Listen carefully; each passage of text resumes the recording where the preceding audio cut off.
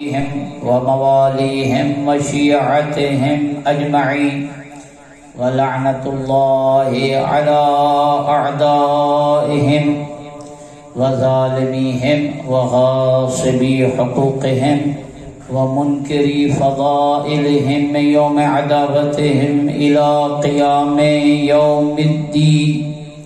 أما بعد فقد قال رسول الله صلى الله عليه وآله وسلم: أحب الله من أحب حسينا. صلوات پڑھیں. اللهم صل على محمد وآل محمد. مجلس کی قبولیت کے لیے ایک دفعہ پھر زحمت کریں بلند تر صلوات. اللهم صل على محمد وآل محمد.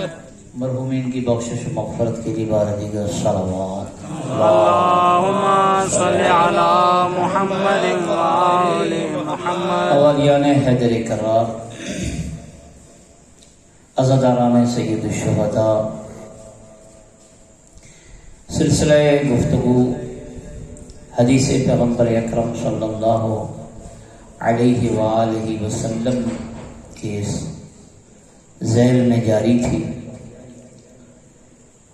جس میں ختمی مرتبت مولا کول دانا سبل رحمت دو جہاں والد زہرا سلام اللہ علیہا حضرت محمد مصطفیٰ صلی اللہ علیہ وآلہ وسلم نے مسجد نبوی میں امت کے سامنے اپنے نبوت والے ہاتھوں پہ امامت کی تیسری کڑی حسین کو اٹھاتے ہوئے ارشاد فرمایا تھا: احب اللہ من احب حسینہ. اے لوگو، اے دنیا والو، یاد رکھو اللہ اسی سے محبت کرتا ہے جو حسین سے محبت کرتا ہے.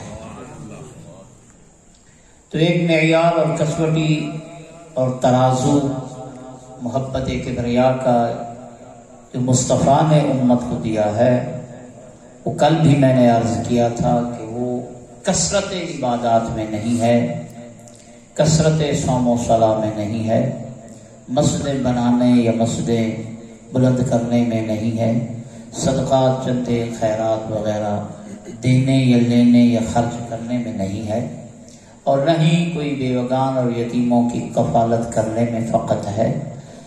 اگر محور محبت کبریا ہے اور معیار اور کسوٹی محبت خداوند ذوالجلال ہے، تو وہ ایک ہی چیز ہے جس میں یہ ساری چیزیں پنہاں ہیں، اور وہ ہے عشق حسین ابن علی. دین است حسین. خواجہ اجمیری کے کمال کے جملے ہیں، معرفت بھرے جملے ہیں، جس سے بھی حکمت ملے انسان کو لینی چاہیے. عزیزو، کیا کمال کا جملے کہے ہیں خواجہ اجمیری نے. کہتا ہے دین است حسین. حسین دیندار کا نام نہیں ہے، حسین اس چیز کا نام نہیں ہے کہ وہ دین شناس ہے یا دیندار ہے. حسین بذات خود دین ہے. حسین محور دین ہے. جو حسین کے گرد آئے گا وہی دائرہ دین میں داخل ہو جائے.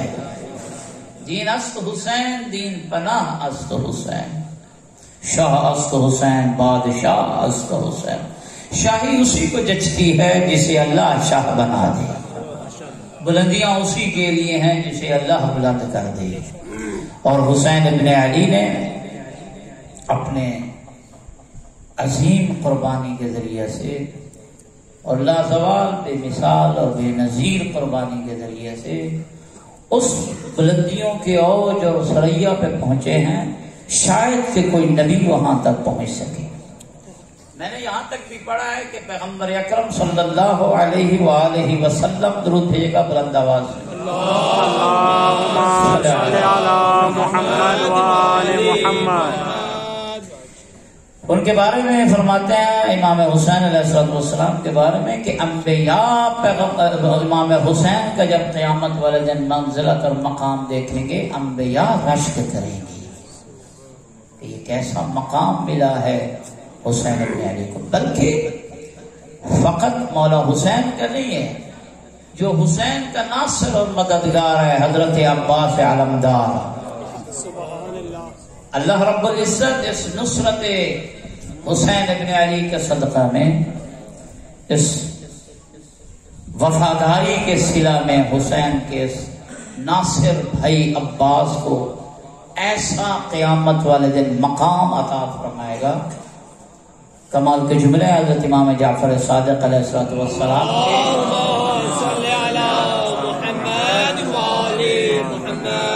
ان لعمی العباس منزلتا یوم القیامت، کہ میرے چچا عباس کو قیامت والے دن ایک ایسا مقام اور منزلت ملے گا، یغبطها النبیون والرسل والمقربون والصالحون، جس پہ سارے نبی رشک کریں گے۔ آدم بھی رشک کرے گا عباس کی اس منزلت کو دیکھ کر، نوح بھی رشک کرے گا عباس کی اس منزلت کو دیکھ کر، ابراہیم خلیل اللہ جیسا نبی جس نے اپنے ہاتھوں سے بیت اللہ کی دیواروں کو بلند کیا، وہ ابراہیم بھی عباس کی منزلت کو دیکھ کر رشک کریں گے۔ اسماعیل جس کی قربانی کو آج تک مسلمان بناتے ہیں اور منانے میں شرک بھی محسوس نہیں کرتے ہیں، اس اسماعیل کو بھی کہا گیا کہ وہ بھی عباس کی منزلت کو دیکھ کے رشک کرے گا۔ جمیع الانبیاء، اس میں پیغمبر اکرم بھی آ جاتے ہیں، وہ بھی رشک کریں گے۔ یغبطہ جمیع الانبیاء والرسل والمقربون، جتنے بھی اللہ کے مقرب ترین افراد ہیں وہ سارے کے سارے عباس کے منزلت اور اس مقام اور اس عظمت پہ رشک کریں گے۔ یہ ہے عباس کی منزلت، اور عباس کو منزلت اور یہ مقام اور شرف ملا ہے حسین کی خدمت کے صدقہ میں۔ سبحان اللہ، خوشنودیے مولا حضرت عباس علمدار علیہ السلام بلند تر صلوات۔ اللہم صلی علی محمد وآل محمد۔ اندازہ لگائیے کہ اگر خادم کی منزلت پہ انبیاء رشک کرے، اگر ایک باوفا ساتھی کی منزلت اور اس کے مقام پہ انبیاء اور رسل جمیع المقربین رشک کریں گے، مخدوم الملائکہ سید و سردار حسین کی منزلت کا کیا مقام ہوگا؟ شیعہ جس نقطے پہ بھی آپ کھڑے ہیں، آپ لائق سب تحسین اور داد ہیں۔ یہ وہ نقطہ ہے جہاں سے زندگی شروع ہوتی ہے۔ حسین منبع حیات کا نام ہے، حسین چشمہ حیات ہے، یہاں سے زندگی پھوٹتی ہے، اور جو قومیں حسین ابن علی سے دور ہوتی گئی ہیں وہ قومیں مردہ ہیں، زندہ نہیں ہیں۔ سبحان اللہ، اسی قوم کی فکر زندہ، اسی قوم کا کاز زندہ، اسی تحریک کا مشن زندہ، اسی قوم کا نعرہ زندہ، اور اسی قوم کا نعرہ بکتا ہے آج تک، جس نعرے کو حسین کے نعرے کے ساتھ تائید دی جائے۔ زندگی حسین ابن علی ہے، بقا حسین ابن علی ہے، اور کیا بقا اور فنا کا معیار حسین نے تبدیل کر کے رکھ دیا ہے۔ دنیا والے سمجھتے ہیں کہ جب انسان دنیا سے چلا جائے، سر تن سے جدا ہو جائے، رگیں کٹ جائیں، وہ مر جاتا ہے، فانی ہو جاتا ہے۔ 61 ہجری تک یہ فارمولہ تھا، لیکن 61 ہجری کے بعد حسین ابن علی نے منبع حیات نے حیات کا فارمولہ ہی عجیب دے دیا ہے۔ فرمایا زندگی اس وقت تک رہتی ہے جب تک انسان کا مشن زندہ ہے، چاہے سر تن سے جدا بھی ہو جائے، مشن زندہ، حسین زندہ، مقصد زندہ، حسین زندہ، فکر زندہ، حسین زندہ۔ اور آج چوراہے پہ کھڑے ہو کے کسی کو جرأت ہی نہیں ہے شیعہ کہیں کونے کسی زاویہ میں چھپ چھپ کے کوئی دفاع کرے یزید کا تو کرتا رہے، چوراہے میں کھڑے ہو کے یہ نہیں کہہ سکتا کہ میں یزید کا ناصر اور مددگار ہوں۔ سر بلند کر کے آئیے، چوراہے پہ کھڑے ہو کے کہیے کہ میں یزید کا ناصر اور مددگار ہوں، لیکن عزادارو یہ تجھے اعزاز نصیب ہوا ہے کہ تو چوراہے پہ کھڑے ہو کے کہتا ہے کہ میں حسین بن علی کا ناصر اور مددگار ہوں۔ امام حسین علیہ السلام بلند تر صلوات۔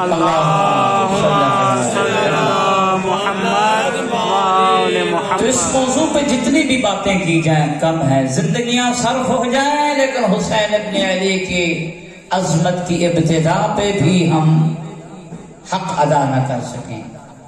اصل کا انقلاب ہے جو ایران میں آیا ہے، اسی گزشتہ صدی کا انقلاب ہے۔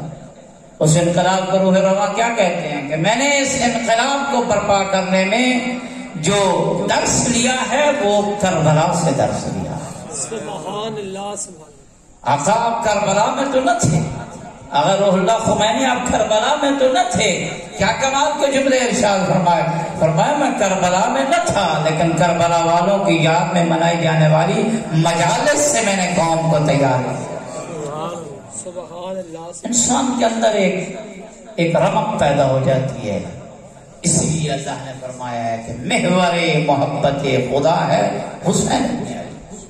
جس کے دل میں حسین زندہ، وہ انسان اللہ والا بھی ہے، وہ انسان دیندار بھی ہے، وہ انسان شریعت شناس بھی ہے، وہ انسان پابند صوم و صلاۃ بھی ہے۔ اور جس کے دل میں حسین نہیں ہے، سب کچھ ہو سکتا ہے، دیندار نہیں ہو سکتا۔ پوچھا گیا حضرت امام جعفر صادق علیہ الصلوۃ والسلام سے، محمد وعلی محمد، یا ابن رسول اللہ لکل شیء اساس، ما هو اساس الاسلام؟ توجہ ہے ماشاءاللہ۔ عرض کرنے لگا سائل کہ مولا ہر چیز کی بیس ہے، ہر چیز کی اساس ہے، ہر چیز کی بنیاد ہے۔ آپ کی بلڈنگ کی اساس ہے، اہلے ہیں، اساس ہے، بنیاد ہے، مسجد ہے، گھر ہے، جو بھی ہے، ہر چیز، تعلیم ہے اس کی بھی اساس ہے، پرائمری اساس، کے جی اساس، اس سے پہلے پتہ نہیں کتنے اب کاروبار کے لیے انہوں نے کلاسیں ایجاد کر دی ہیں، ساری کی ساری کیا ہے یہ اساس کی اساس مضبوط ہو رہی ہے، بیس، ہر چیز کی اساس، ہر چیز کی بنیاد، ہر چیز کی کوئی نہ کوئی وہ ایک ایسی بنیاد ہے جس میں وہ مضبوطی کے ساتھ کھڑی ہے۔ عرض کرنے لگا یا ابن رسول اللہ، توجہ رہے میرے جملوں کی طرف، تمام مسلمانوں کے لیے پیغام۔ کہنے لگا مولا اسلام کی اساس کیا ہے؟ اسلام ایک بلڈنگ ہے، اسلام ایک عمارت ہے، اسلام کی ایک وجود رکھنے والی چیز ہے، جب ہر وجود کی اساس ہے۔ دین اسلام کی اساس اور بیس اور اس کی بنیاد کیا ہے؟ سنو گے چھٹے امام نے کیا ارشاد فرمایا؟ فرمانے لگے وَلِكُلِّ شَيْءٍ اساس وَأَسَاسُ الْإِسْلَامِ حُبُّنَا أَهْلَ الْبَيْتِ۔ ہر چیز کی بنیاد ہے، ہر چیز کی اساس ہے، ہر چیز کی بیس ہے، ہر چیز کی ایک بنیاد ہے، اور اسلام کی بنیاد ہم آل محمد کی محبت ہے۔ سبحان اللہ سبحان اللہ۔ ہر چیز کی بنیاد اور اسلام کی بنیاد کیا ہے؟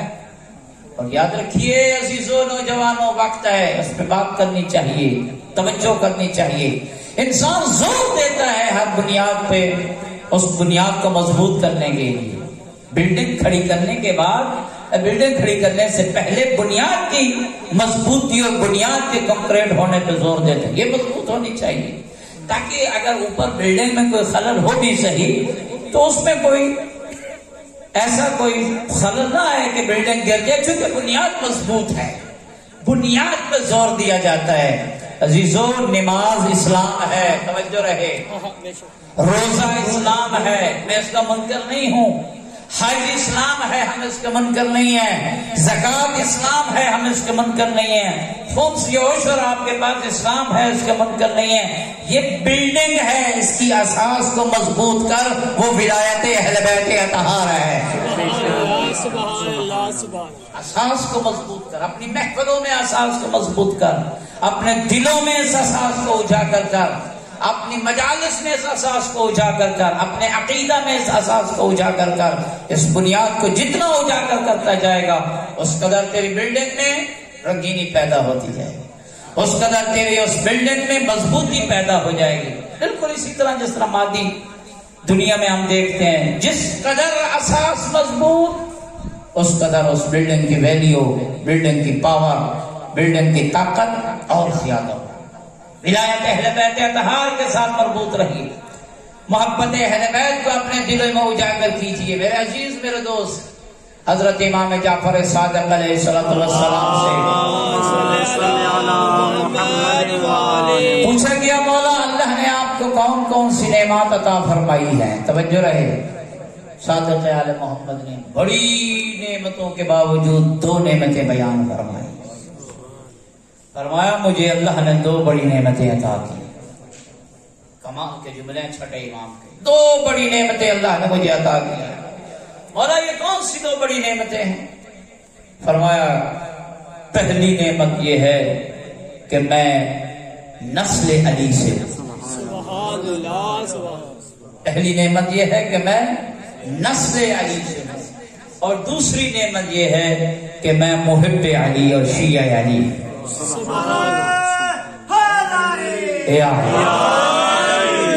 شاعر نے پوچھا یا ابن رسول اللہ، آپ کے پاس یہ دو نعمتیں ہیں، لیکن ان دو نعمتوں میں سے پسندیدہ ترین نعمت آپ کے نزدیک کون سی ہے؟ توجہ رہے، ماشاءاللہ ماشاءاللہ۔ ان دو نعمتوں میں سے پسندیدہ ترین نعمت آپ کے نزدیک کون سی ہے؟ چھٹے امام نے کیا ارشاد فرمایا؟ فرمایا واللہ ولایتی لعلی ابن ابی طالب۔ توجہ رہے، واللہ ولایتی لعلی ابن ابی طالب احب الی من ولادتی عنہ۔ فرمایا میں صادق آل محمد کے نزدیک علی والا ہونا، علی ذاتہ ہونے سے افضل ہے۔ سبحان اللہ، سبحان اللہ۔ یا علی یا علی یا علی مدد خیر، سبحان اللہ۔ علی والا ہونا صادق آل محمد فرما رہے ہیں میرے نزدیک علی ذاتہ ہونے سے کہیں افضل اور محبوب ہے۔ سبحان صادق آل محمد وہ امام ہے چوراہے پہ کھڑے ہو کے، چوک پہ کھڑے ہو کے دنیا والوں کو کہہ سکتا ہے، کوئی پوچھے تیرا امام کون؟ کہنا میرا امام وہ ہے جو تیرے اماموں کا بھی استاد ہے۔ سبحان اللہ، سبحان اللہ۔ اس سے بھی آگے کہہ سکتے ہو، کہنا میرا امام وہ ہے جس نے تیرے امام کو اگر 2 سال ان کے سامنے زانو طے نہ کرتا وہ مر جاتا، ہلاک ہوتا۔ سبحان اللہ۔ جو ایسا تجھے امام نصیب ہوئے صادق، امامت پہ ناز نہیں کیا، صداقت پہ ناز نہیں کیا، کسی اور منصب پہ یہ نہیں کہا میرے اتنے شاگرد ہیں۔ 4000 شاگردان مختلف اوقات میں جس کے ممبر کے سامنے بیٹھے وہ صادق آل محمد، سبحان اللہ۔ جس کے درسگاہ میں کیمیا والا ماسٹر بھی موجود ہے، جس کے درسگاہ میں فلکیات والا ماہر بھی موجود ہے، جس کے درسگاہ میں ریاضیات کا ماہر بھی موجود ہے، جس کے درسگاہ میں حدیث کا ماہر بھی موجود ہے، وہ صادق آل محمد، جس صادق آل محمد نے آج سے 1400 سال پہلے اسپیشلائزیشن نظام کو متعارف کروایا۔ سبحان اللہ۔ دنیا آج تخصصات اور اسپیشلائزیشن کی طرف جا چکی ہے نا، اس زمانے میں صادق آل محمد نے اسپیشلائزیشن کورس کروائے تھے۔ زرارہ حدیث کا اور فقہ کا ماہر ہے، ہشام ابن حکم عقائد کا ماہر ہے، سبحان اللہ، سبحان جبرہ حمران ابن اعین ریاضیات کا ماہر ہے، جابر ابن حیان کیمیا کا ماہر ہے۔ آنے والا جب آتا تھا شام سے، آیا نا ایک شامی، میں کہا کرتا ہوں کہ بنی امیہ کے دسترخوان پہ پلنے والا عالم اور ہے، دسترخوان نعمت مصطفیٰ کھا کے علم حاصل کرنے والے اور ہے۔ سبحان اللہ، سبحان اللہ۔ شام سے آیا، آ کر کہنے لگا مدینہ کی گلی میں کہ میں نے سنا ہے کہ صادق آل محمد یہاں درس دیتے ہیں، کوئی جگہ ہے وہاں پہ وہ بیٹھتے ہیں، مجھے ان سے ملنا ہے۔ لوگوں نے کہا مسجد نبی میں چلے جانا جعفری صاحب، وہاں جا کے آپ سوال کر لینا، ملاقات کر لینا۔ آیا مسجد نبی میں صادق آل محمد درس دے رہے تھے۔ شیعہ تیرا مکتب مکتب علم ہے، مکتب جہلت کا نام تشیع نہیں ہے، تشیع مکتب علم کا نام، مکتب فضل کا نام، مکتب عرفان کا نام۔ اپنے مجلسوں میں علم پیدا کر۔ یہ تو زمانے کی ستم ظریفی ہے کہ ان جگہوں میں بھی جہالت مٹنا شروع ہو گئی ہے. ایک پیدا کر کرے عزیز مسجد نبی میں آیا یہ شامی اپنے آپ کو عالم کہنے والا. بس یہ واقعہ میں اپنے موضوع کی طرف جاؤں. کہنے لگا صادق آل محمد آپ میں کون؟ حضرت نے فرمایا میں ہوں. کہنے لگا میں شام سے آیا ہوں میرے پاس چند سوالات ہیں. حضرت نے ارشاد فرمایا جس موضوع میں تو چاہتا ہے سوال کر میں نے شاگردان تیار کر رکھے. سبحان اللہ سبحان اللہ. توجہ جس ٹاپک کو اختیار کر. حدیث میرے پاس شاگرد موجود, قرآن تفسیر شاگرد موجود, ریاضیات شاگرد موجود, کیمیا فلکیات شاگرد موجود. کہنے لگا میں شام سے دمشق سے چل کر آیا ہوں اور تو میری توہین کر رہا ہے, اپنے شاگردوں کے حوالے کر رہا ہے. میں تجھ سے مناظرہ کرنے آیا ہوں. ظاہر بڑا عالم بڑے عالم سے بات کرنا چاہتا ہے نا, شاگردوں سے تو نہیں ہے. میں آپ سے بات کرنے آیا ہوں, میں ان کو نمائندہ بن کر آیا ہوں, آپ ان کے نمائندہ ہیں, آپ میرے سامنے آئیے. سنو گے صادق آل محمد نے کیا جواب دیا؟ چھٹے امام نے جواب دیا اے شام کے ٹکڑوں پہ پلنے والا یاد رکھ ان غلبتہ غلبتنی, اگر تو میرے شاگرد کو غالب آ گیا تو سمجھ لینا مجھ پہ بھی غالب آ گیا.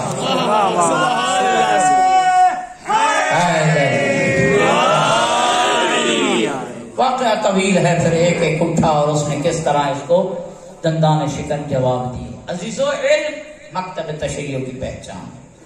تو صادق آل محمد نے اپنے علم والی نعمت کو بیان نہیں فرمایا کہ اللہ نے مجھے یہ نعمت عطا کی, صادق میرا لقب نہیں فرمایا. اللہ نے مجھے دو نعمتیں عطا کی. محبت اہل بیت کے حوالے سے بات ہو رہی تھی, موضوع سے نہ نکلے. حضرت نے چھٹے امام نے ارشاد فرمایا اللہ نے دو نعمتیں عطا کی, ایک یہ کہ میں علی والا ہوں اور ایک یہ کہ میں علی زادہ ہوں. ایک یہ کہ میں نسل علی سے ہوں اور ایک یہ کہ میں شیعہ علی ہوں.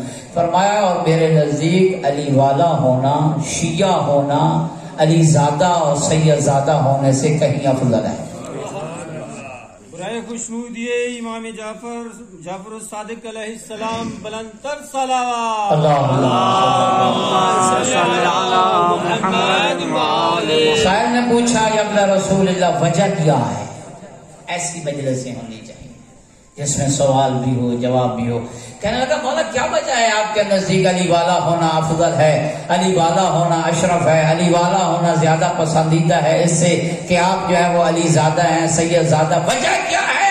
توجہ فرمایا لأن ولایتی لہو فرض من اللہ علیہ وولادتی عنہ فضل من اللہ علیہ. علی والا ہونا اللہ کی طرف سے مجھ پر فرض ہے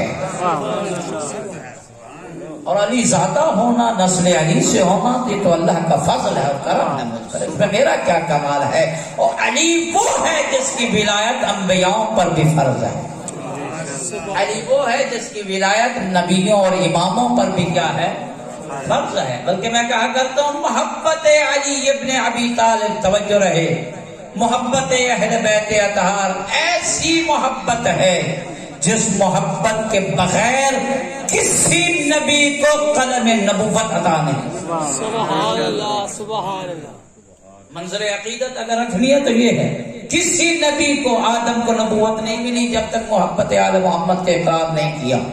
نوح کو نبوت نہیں ملی. دنیا والے جو کہتے ہیں نوح کے کشتی بھنور سے نہیں نکلی, نہیں, کشتی بھنور سے نکلنا بعد کی بات ہے. نوح نہیں بنا جب تک اس نے اشہد ان علی ولی اللہ نہیں کہا.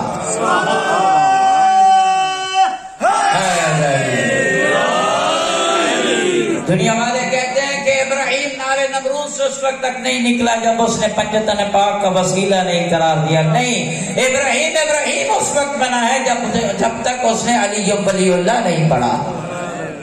تمام انبیاء کرام کو, تمام انبیاء کرام کلمہ نبوت اور رسالت عطا ہوئی محبت اہل بیت اطہار کا صدقہ. کوئی شے, ہر چیز کی بنیاد, ہر چیز کی اساس بولنا نہیں ہے. اسلام کی بنیاد کیا ہے؟ محبت اہل بیت. مت جدا کیجیے اپنی مجلسوں کو اسلام سے. روح اسلام اگر پایا جاتا ہے تو ہماری مجالس سے, مغز اسلام پایا جاتا ہے تو ہماری مجالس سے حسن. یہاں ہے مغز اسلام, یہاں ہے روح اسلام, یہاں ہے حقیقت اسلام.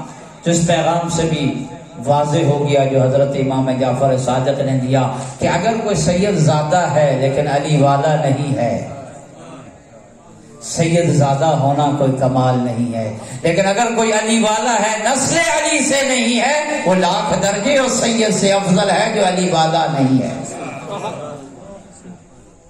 جو لاکھ درجے، وہ لاکھ درجے اس سید زادہ سے افضل ہے علی والا غیر سید، جو سید زادہ علی والا نہیں۔ اہل بیت اطہار کی محبت روح اسلام، مغز اسلام۔ چھٹے امام سے پھر اسی سائل نے پوچھا کہ ابن رسول اللہ، اسلام میں آپ اہل بیت کی محبت کا مقام کیا ہے؟ توجہ ہے، خراسان سے یہ آیا تھا مدینہ، اور مدینے میں آتے ہی اس نے کہا میں خراسان سے مدینے آیا ہوں اور میں فقط 2 سوال پوچھنے آیا ہوں، یا حجاز اور مکہ یا مدینہ میں کوئی تجارت کی غرض سے نہیں، فقط 2 سوال پوچھنے آیا ہوں۔ پہلا سوال کہ مولا اسلام میں آپ کی محبت کا مقام کیا ہے؟ دوسرا کہتا ہے، دوسرا سوال یہ مولا، اگر کسی کے دل میں آپ کی محبت ہے، آپ آل محمد کی مودت ہے، آپ آل محمد سے وہ عقیدت رکھتا ہے، اس کو ملے گا کیا؟ بھئی آج ساری دنیا یہی کہہ رہی ہے نا کہ یہ کام کریں گے تو کیا ملے گا، بینیفٹ کیا ہے، فائدہ کیا ہے، ہر کام کے پیچھے یہی ہے نا۔ اور کہیں ایسا نہ ہو مجلس اعضاء میں آ کے بھی دنیا کی بینیفٹ کی تما رکھنا، ایک ہی تما رکھنا کہ حسین کی ماں راضی ہو جائے، دنیا کی تمنا نہ رکھنا۔ کہنے لگا مولا آپ کی محبت کا اسلام میں مقام کیا، دوسرا آپ کی محبت کا فائدہ کیا؟ سنو گے چھٹے امام نے کیا فرمایا، توجہ ہے کہ آل محمد کی محبت کا اسلام میں مقام کیا ہے؟ حضرت نے ایک مختصر جملے میں سمندر کو کوزے میں بند کر دیا، فرمایا حل الدین الا الحب، فرمایا کیا آل محمد کی محبت کو دین سے نکال دیا جائے پھر دین میں بچتا کیا ہے؟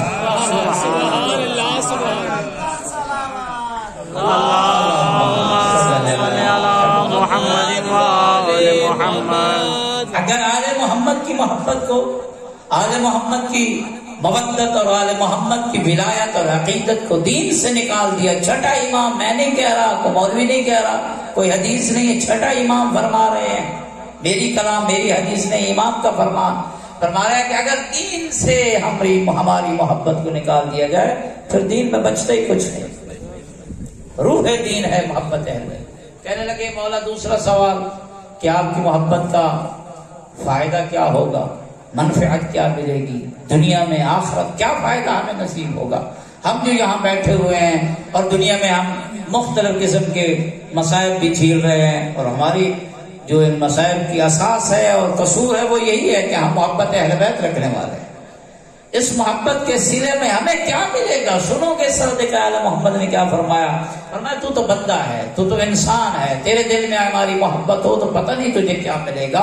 سن، فرمایا لو احبنا الحجر فی هذه الدنیا لحشرہ اللہ معنا یوم القیامہ، فرمایا اگر پتھر بھی دنیا میں ہم سے محبت کرے گا قیامت والے دن وہ ہمارے محمد کے ساتھ محشور ہو۔ سبحان اللہ،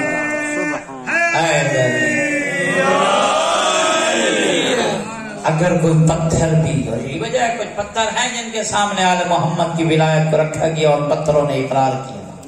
ایسے نہیں ہے کہ اگر کسی انگلی میں، انگشتری میں در نجف ہو تو 1 رکعت کا ثواب 1000 کے برابر ہو جاتا ہے۔ ایسے نہیں ہے کہ علامات مومن میں سے ایک علامت یہ بھی ہے کہ اس کے دائیں ہاتھ میں عقیق کی انگوٹھی بھی ہو۔ یہ پتھر معمولی پتھر نہیں ہے، یہ وہ پتھر ہے جس نے اشہد ان علی ولی اللہ کا کلمہ پڑھا۔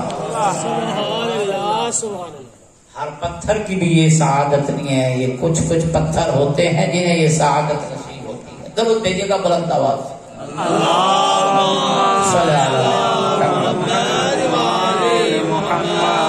فرمایا اگر پتھر بھی اس دنیا میں ہمارے محمد کی ولایت رکھے، لو احبنا الحجر فی هذه الدنیا لحشرہ اللہ معنا یوم القیامہ، تو اللہ اس پتھر کو بھی قیامت والے دن ہمارے ساتھ محشور کرے گا۔ ولایت آل محمد انسان کو جا، اگر غیر انسان کوئی چیز ہے، ضرور بھیجے گا بلند آواز۔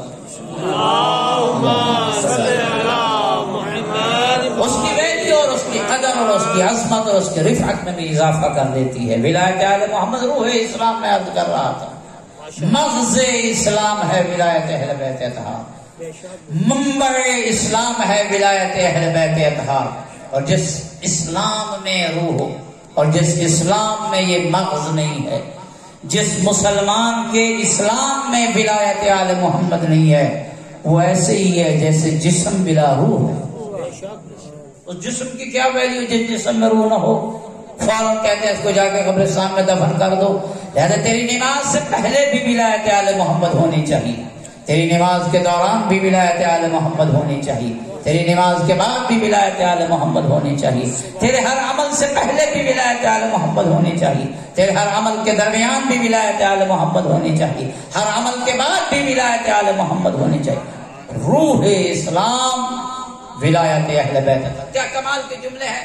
شیخ صدوق رحمت اللہ علیہ نے نقل کی ہے یہ حدیث حضرت امام جعفر صادق علیہ السلام. نعرہ توحید بلند کرنے والے بڑے ہیں. آج ہر بندہ اپنے آپ کو موحد کہتا ہے اور دوسرے کو پتہ نہیں کیا سمجھتا ہے کہ یہ توحید کے کم درجے کا عقیدہ رکھتا ہے، یہ پتہ نہیں کون سا درجہ. اپنے تئیں انہوں نے درجات بنائے ہوئے ہیں. صادق آل محمد سے سائل نے پوچھا مولانا یا ابن رسول اللہ مت توحید. توجہ ہے، کسی مولوی کی کتاب کی توحید کا معنی نہیں بتا رہا. صادق آل محمد سے پوچھا. شیخ صدوق نے روایت نقل کی کتاب توحید میں. پوچھتے ہیں کہ مولا توحید کیا ہے؟ روح اسلام ہے ولایت اہل بیت تھا.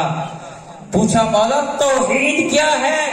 فرمایا اشہد ان لا الہ الا اللہ واشہد ان محمدا عبدہ ورسولہ واشہد ان علی ولی اللہ الہ ہنا التوحید. فرمایا لا الہ الا اللہ محمد رسول اللہ علی ولی اللہ پڑھ لینا، یہاں تک توحید کامل ہے.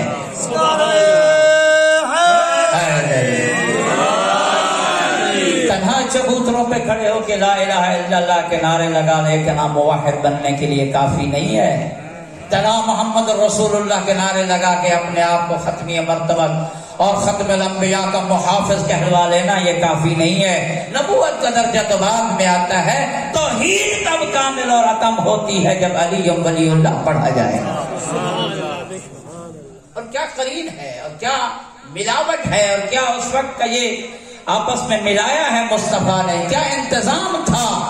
نعرہ اللہ کی وحدانیت کا لگوانا تھا. جب سارے رشتہ داروں کو بلوایا وانذر عشیرتک الاقربین کی منزل پہ اور سارے آئے اور محمد نے کہا قولوا لا الہ الا اللہ تفلحوا، قولوا لا الہ الا اللہ تفلحوا. اور کیا قرین ہے اسی وقت اسی نعرہ توحید کے ساتھ نعرہ ولایت بھی لگ گیا. سبحان اللہ. جب کوئی نہ اٹھا نصرت اور مددگاری کے لیے تو علی مرتضیٰ اٹھے. اسی وقت مصطفیٰ نے کہہ دیا کہ میرا حامی، میرا ناصر، میرا مددگار، میرا خلیفہ، میرا وسیع وہی ہوگا جو میرا مددگار ہوگا. اور مددگار ابو طالب کے بیٹے کے سوا کوئی نہ تھا. یہ جو نعرہ توحید کے ساتھ نعرہ خلافت کا قرین کیا گیا ہے، یہ دلیل ہے کہ توحید تب کامل ہوگی جب اس توحید کے ساتھ علی ولی اللہ کا نعرہ تھا. ایسے نہیں ہے. صادق آل محمد نے فرمایا الہ ہنا التوحید، یہاں ہے، یہاں تک ہے توحید. اس سے پہلے کوئی ناقص توحید تو ہو سکتی ہے، کامل توحید نہیں ہو سکتی. محبت حسین ابن علی مرکز محبت کبریا. تمام اعمال انسان بجا لے آئے، ساری عبادتیں انسان بجا لے آئے، جب تک محبت حسین اس کے دل میں نہیں ہے، عشق حسین اس کے دل میں نہیں ہے، وہ محبوب کبریا نہیں بن سکتا. احب اللہ من احب حسینا، اللہ اسی سے محبت کرتا ہے جس سے جو حسین سے محبت ہے. میں نے کل بھی عرض کیا ہے اللہ والا بننا آسان ہے لیکن معشوق کبریا بننا بڑا مشکل ہے. محب خدا بننا آسان ہے، محبوب خدا بننا بڑا مشکل ہے. اس کے لیے منظر عشق حسین طے کرنا ہو، اس کے لیے محبت حسین اپنے دلوں میں بسانا پڑتی ہے. بس عزادارو، بس ایک جملہ میسج کا اور اس کے بعد رحمت تمام. محبت جس سے بھی انسان رکھے اس کا تقاضا یہی ہوتا ہے کہ اس کی اطاعت بھی کرتا ہے. ایسے ہے کہ نہیں ہے؟ المحب، یہ فرمان نہیں ہے، یہ حدیث نہیں ہے، ایک مقولہ ہے. عقلاء کے ہاں یہ مقولہ معروف ہے، اہل عرب کے ہاں یہ مقولہ معروف ہے. المحب لمن یحب یطیع، جو کسی سے محبت کرتا ہے وہ اس کا فرما بردار ہوتا ہے. آج دنیاوی عشق اور دنیاوی محبت بھی دیکھ لیجیے، ایک ادا سے ہی اگر آپ نے اس کی نافرمانی کر دی وہ کبھی بھی آپ کو اپنا محب قرار نہیں دے گا. تو نے میری اس ادا کی خلاف ورزی کی تھی، تو نے میری فلاں بات نہیں مانی تھی، تو نے میری یہ بات نہیں مانی تھی، کیسا تو میرا چاہنے والا ہے، کیسا تو میرا ماننے والا ہے. المحب لمن یحب یطیع، محب ہوتا وہ یہ کہ جس سے محبت کرتا ہے اس کا وہ کیا ہوتا ہے؟ اطاعت مند، فرما بردار ہوتا ہے. عزیزو، اگر دلوں میں محبت حسین ابن علی ہے، دلوں میں محبت اہل بیت اطہار ہے، دلوں میں عشق حسین کا دیا جلائے ہوئے بیٹھے ہو، پھر یاد رکھیے اطاعت بھی اسی طرح کرنی پڑے گی جس طرح حق اطاعت ہے. پھر اس منزل پہ آپ کو امام تلاش نہ کریں جس منزل پہ آپ کو صف اول میں ہونا چاہیے. پھر اس منزل پہ آپ کو ڈھونڈنا نہ پڑے جس منزل پہ آپ کو صف اول میں ہونا چاہیے.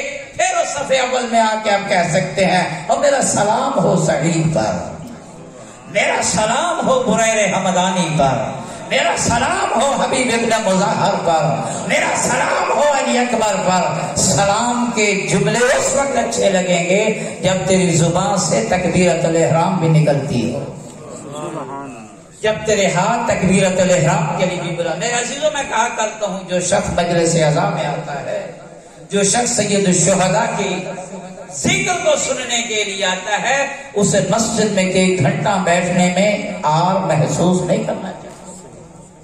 چونکہ معراج نماز ہوتی ہی مسجد میں بیٹھنے کے بعد مجلس میں ذکر حسین سننے سے. یہاں سے انسان کو سجدے کی معراج نصیب ہوتی ہے کہ سجدے میں انسان کس طرح اس دنیا سے منہ موڑ کے اپنے رب کی طرف چلا جاتا ہے. اگر انسان محبت حسین کا دم بھرتا ہے پھر انسان کا عمل بھی بتائے، انسان کی سیرت بھی بتائے. بریر حمدانی وہ صحابی حسین ابن علی ہے، توجہ رہے، بریر حمدانی وہ صحابی حسین ابن علی ہے جس صحابی نے 40 دن مغربین کے وضو کے ساتھ فجر کی نماز کو ادا کیا. حیران ہوں گے یہ کیسے 40 دن مغربین کی نماز والے وضو سے فجر کی نماز کو ادا کیا. کیسے مغربین کی نماز ادا کی؟ تعقیبات کے تعقیبات، قرآن کی تلاوت ہو رہی ہے، ذکر ہو رہا ہے، تسبیحیں ہو رہی ہیں، رکعتیں پڑھی جا رہی ہیں، پڑھتے پڑھتے صبح کا ستارہ نمودار ہو گیا. اسی وضو کے ساتھ بریر کو نماز فجر نصیب ہوئی. شب بیدار صحابی تھے حسین ابن علی کے، شب زندہدار صحابی تھے حسین ابن علی کے، نماز گزار صحابی تھے حسین ابن علی کے، عبادت گزار صحابی تھے حسین ابن علی کے. ایسے صحابہ کرام حسین ابن علی کے نہ تھے کہ جن صحابہ کرام پہ حسین ابن علی نے کربلا کے لگاتار صحرا میں کھڑے ہو کے نانا کے صحابہ کو بھی خطاب کر کے کہا تھا، نانا اپنے صحابہ کو بھی دیکھ، میرے صحابہ کو بھی دیکھ. بابا کو خطاب کر کے کہا تھا، بابا علی اپنے صحابہ کو بھی دیکھ، میرے صحابہ کو بھی دیکھ. فخر کیا اپنے صحابہ کرام پہ. اور زیارت وارثہ تو آپ پڑھتے ہی ہیں، تمام کے جملے ہیں زیارت وارثہ کے. جب آئیے گنج شہداء اور جمی شہداء کی زیارت پڑھتے ہیں اور اس وقت کیا پڑھتے ہیں، اور یہ زیارت وارثہ حضرت امام جعفر صادق علیہ السلام نے سب سے پہلے پڑھی ہے. یہ ان کے الفاظ مبارک ہیں جو انہوں نے ہمیں تعلیم دی اور انہوں نے پڑھی ہے کربلا میں آ کے. کمال کے جملے، توجہ ہے. جب شہداء کی زیارت پڑھتے ہیں کیا پڑھتے ہیں؟ صادق آل محمد نے اس پر کیا پڑھا؟ بے ابی انتم و امی طبتم طابت الارض التي دفنتم فیہا. میں بھی قربان ہو جاؤں آپ پر، میرے ماں باپ قربان ہو جائیں. کون ہے باپ صادق آل محمد کا؟ جس کو قربان کر رہے ہیں بریر پر، جس کو قربان کر رہے ہیں جون پر، جس کو قربان کر رہے ہیں حبیب پر، جس کو قربان کر رہے ہیں حضرت جدید ریاحی پر، کون ہے وہ؟ ڈاکٹر العلوم، معصوم امام، پانچواں امام، معصوم امام، معصوم عن الخطا امام، امامت کی 5ویں کڑی کے بارے میں 6واں امام فرماتا ہے میں بھی قربان ہو جاؤں حبیب پہ، میرا باپ بھی قربان ہو جائے حبیب پر۔ یہ درجہ فقط تلوار اٹھانے سے نہیں ملا حبیب کو، یہ درجہ فقط جنگ لڑنے سے حبیب کو نہیں ملا۔ حبیب وہ صحابی حسین ابن علی ہے جسے فقاہت کی سند خود حسین نے دی ہے۔ دنیا والے کہتے ہیں نا فقیہ کہاں سے آ گئے؟ کربلا میں فقیہ تھے، کربلا میں فقیہ تھے۔ حسین ابن علی نے جب وہ خط لکھا نا، کیا لکھا؟ الی الفقیہ الی اخی حبیب ابن مظہر، فقیہ مکتب اہل بیت تھا حبیب ابن مظہر۔ اور فقاہت پڑھنے سے آتی ہے، ایسے نہیں آتی ہے عزیزو۔ ایسے صحابہ کرام پہ حسین ابن علی کے، اور منظر عمل وہ تھا، کیا منظر عمل تھا؟ آخری وقت ہے، تلواروں پہ تلواریں چل رہی ہیں، روزے عاشور ہے، صحابی آ کر کہتا ہے مولا جی کر رہا ہے آپ کی اختتام میں آخری نماز پڑھ لیں۔ یہ نہیں کہو مولا آج تو درس ہو جائے، کوئی پیغام، سارا پیغام امام نے دیے، سارا دن خطبوں پہ خطبے دیے۔ آخری تمنا جو مومن اور محب کی ہونی چاہیے وہ یہ میری نماز نہ رہ جائے۔ اور کیا کمال کی دعا دی ہے میرے نوجوانوں، بزرگوں کے لیے نہیں ہے، نوجوانوں کے لیے جملے ہیں۔ کیا کمال کی دعا دی ہے حسین ابن علی نے اس صحابی کو، سعید کو۔ یہ نہیں کہا اللہ تجھے 1000 حوریں عطا فرمائے، اللہ تجھے جنت دے دے، اللہ تجھے یہ دے دے، اللہ تجھے یہ دے دے۔ اس وقت جو حسین ابن علی نے اس پیارے صحابی کو دعا دی ہے، کیا دعا دی ہے؟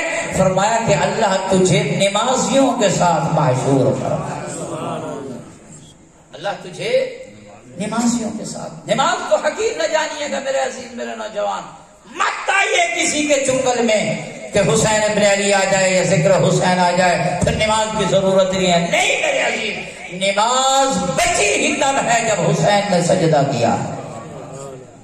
اور حسین ابن علی نے اپنے اس پیارے صحابی کے لیے یہ ایک دعا فرمائی ہے کہ اللہ تجھے جعلک اللہ من المصلین، کہ اللہ تجھے نمازیوں کے ساتھ محشور فرمائے۔ یہ اس صحابی کو جملہ کہا میرے نوجوان، نماز کو ترک نہ کرنا۔ یہ اس صحابی کو جملہ کہا، آخری وقت ہے، عباس نہیں رہا، اکبر نہیں رہے، اون نہیں رہے، سارے ناصر اور مددگار چلے گئے، حامی کوئی نہیں رہا۔ آخری وقت ہے، حسین ابن علی اپنی بہنوں کو الوداع کرنے کے لیے جب گئے ہیں، الوداع کرتے کرتے کرتے جب اپنی شریکت الحسین بہن زینب کو الوداع کیا، کوئی چیز نہیں طلب کے، تاریخ میں ملتا ہے وداع امامت عطا کیے، امام زین العابدین کو کچھ وداع امامت دیے اور کچھ اپنی بہن زینب کو وداع امامت عطا کیے کہ یہ میرے بیٹے کو دینے ہیں آپ نے۔ پھر ایک ہی طلب کی ہے حسین ابن علی نے اپنی بہن سے، کیا کہا؟ اختی زینب لا تنسین فی صلاۃ اللیل، بہن زینب مجھے نماز شب میں فراموش نہ کر۔ دنیا والو ایسے امام تجھے نصیب ہوئے ہیں جن پہ نماز فخر کرتی تھی، جن پہ نماز فخر کرتی تھی۔ کبھی بھی نماز کو حقیر نہ سمجھیے گا، نماز کو ترک کرنا تو کجا حقیر نہ سمجھیے گا۔ حقیر کیسے؟ صلوات بھیجے گا بلند آواز سے،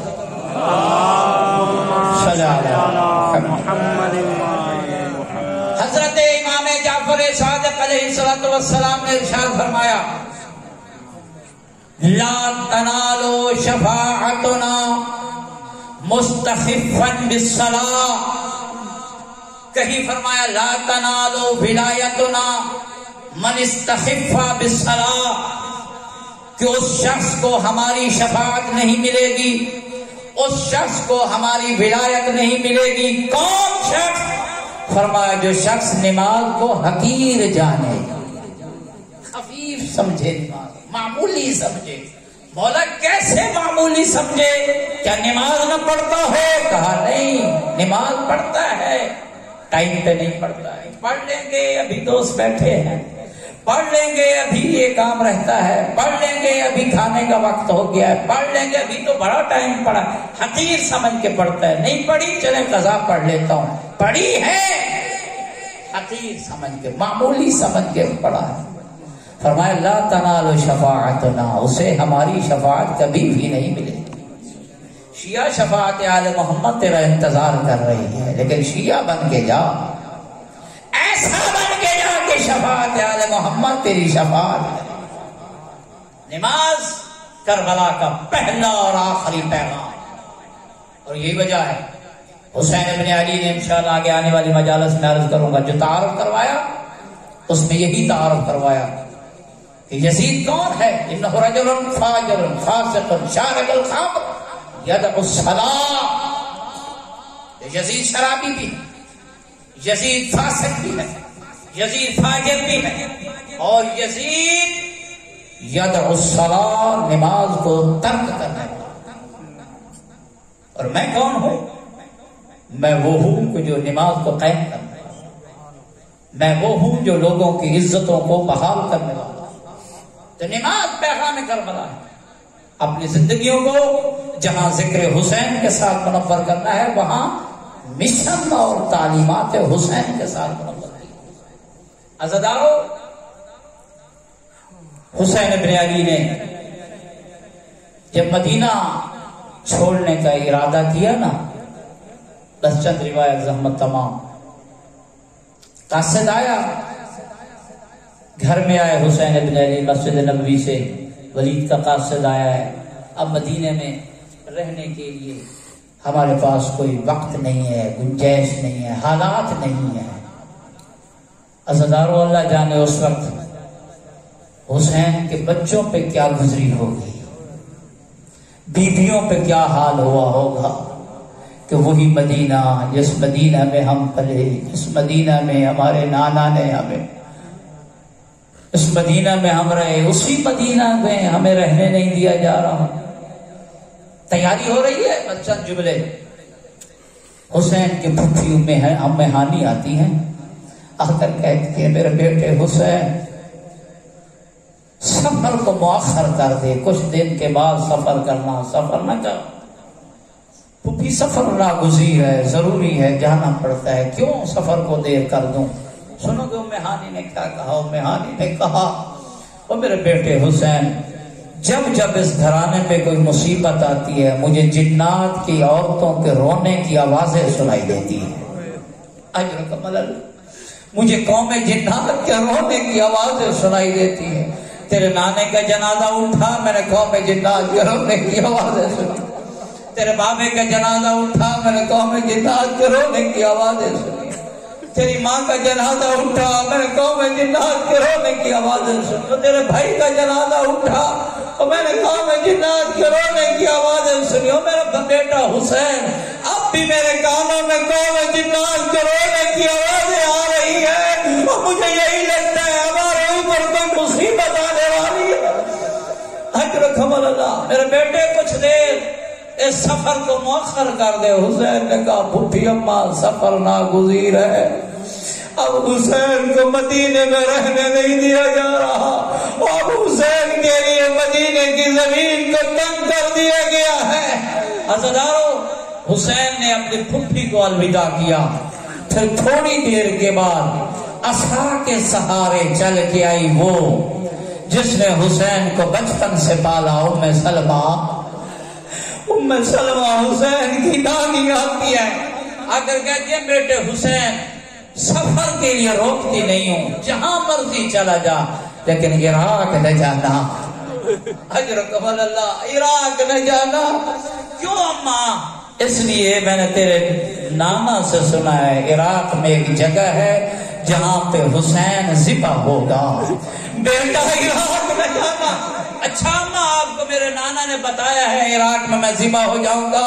پھر حسین نے زندگی میں اپنی مقتل پڑھی، زندگی میں اپنی مصیبت پڑی، کہا ام سلمہ، اور میری ماں ام سلمہ، نانا نے تو تجھے بتایا ہے نا کہ کربلا میں میرا حسین ذبح ہو جائے گا، دیکھ میں تجھے دکھاتا ہوں یہ وہ جگہ ہے جہاں میرا اکبر ذبح ہوگا۔ تیرے علم امامت سے حسین نے کربلا کی زمین کو بلند کیا، ام سلمہ کی آنکھوں کے سامنے کربلا کی زمین آئی، کہا ام سلمہ دیکھ یہاں میرا قاسم گرے گا، ام سلمہ یہاں دیکھ میرے بھائی عباس کے بازو قلم ہوں گے، ام سلمہ دیکھ یہاں میرے اکبر کے سینے پہ برچھی لگے گی، ام سلمہ دیکھ یہاں میرے افسر کو 300 تیر لگے گا۔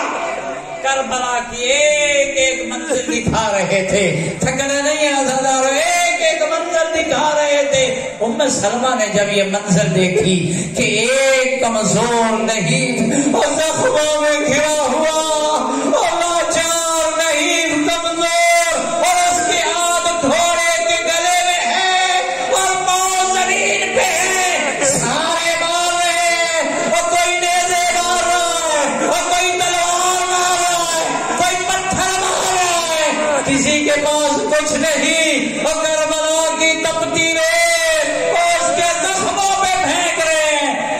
ام سلمہ نے پوچھا میرے بیٹا حسین اور یہ کون ہے جس کو سارے مار رہے ہیں اور چھڑانے والا کوئی نہیں ہے؟ حسین نے رو کر کہا ام سلمہ وہ تیرا بیٹا غریب کربلا وہ زہرا کا بیٹا حسین ہے اور جس کو چھڑانے والا کوئی نہ ہوگا۔ اجرکم اللہ۔ ازادارو جب یہ منظر دکھائی نا حسین بن علی نے، تاریخ میں ملتا ہے ام سلمہ غص کھا گئی، ام سلمہ برداشت نہ کر سکی، ام سلمہ غص کھا گئی۔ میں دست بستہ عرض کروں گا بی بی ام سلمہ، آپ کو ابھی اس مدینہ میں بٹھا کے منزل دکھائی گئی ہے، آپ کربلا میں موجود نہیں ہے، مگر اللہ کے سلام اور دلے نبیہ پہ کھڑی ہونے والی بہن زینب اور یہ دعائیں دیتی تھی، ابن سعد حیاگار، اور یہ حسین اور رسول کا بیٹا ہے اور تو پیاسا ذبح کر رہا ہے۔ الا لعنت اللہ علی القوم الظالمین وسيعلم الذين ظلموا أي منقلب ينقلبون۔